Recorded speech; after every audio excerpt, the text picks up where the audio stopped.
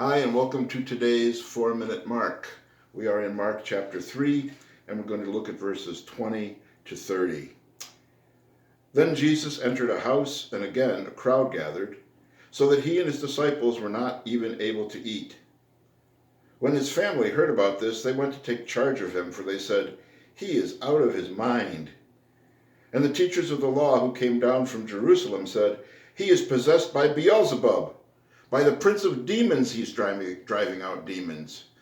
So Jesus called them and spoke to them in parables. How can Satan drive out Satan? If a kingdom is divided against itself, that kingdom cannot stand. If a house is divided against itself, that house cannot stand. And if Satan opposes himself and is divided, he cannot stand. His end has come. In fact, no one can enter a strong man's house and carry off his possessions unless he first ties up the strong man. Then he can rob his house. I tell you the truth, all the sins and blasphemies of men will be forgiven them. But whoever blasphemes against the Holy Spirit will never be forgiven, for he is guilty of an eternal sin. He said this because they were saying he has an evil spirit. Now, we're going to spend 2 days on this particular passage, and today we're going to get one of the big problems in this passage out of the way, and that is this.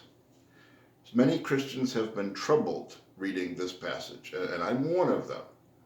When I was younger in the faith, I would get really troubled reading this passage. Why? Because Jesus says here that if you blaspheme against the Holy Spirit, in other words, if you say bad things against the Holy Spirit, and here they were saying bad things against the Holy Spirit because they were saying bad things about Jesus, if you say that, you will never be forgiven. It is what is called the unpardonable sin. And when I would read these verses, instantly my mind would start thinking bad things about Jesus and bad things about the Holy Spirit. And I would think, there, I've said the unpardonable sin. Well, if you are worried that you have committed the unpardonable sin, it probably shows that you haven't. Because why would you be worried about that if you really didn't believe the words of Jesus? If you really had bad thoughts about Jesus, bad thoughts about the Holy Spirit, you didn't think the Holy Spirit was really with Jesus, then you wouldn't care what Jesus said about the unpardonable sin. The Pharisees certainly didn't care that Jesus said this. They were the ones here guilty of the unpardonable sin. The unpardonable sin is basically this: rejecting Jesus and the Holy Spirit's work through Jesus all of your life when you ought to know better. The Pharisees ought to have known better. These were the teachers of the law, it says here. These were people who searched the Old Testament and they taught it. They should have known, even if they couldn't quite believe that Jesus was Christ, they should have been able to believe that Jesus was a man of God and a prophet of God, like the Old Testament prophets. They should have known that.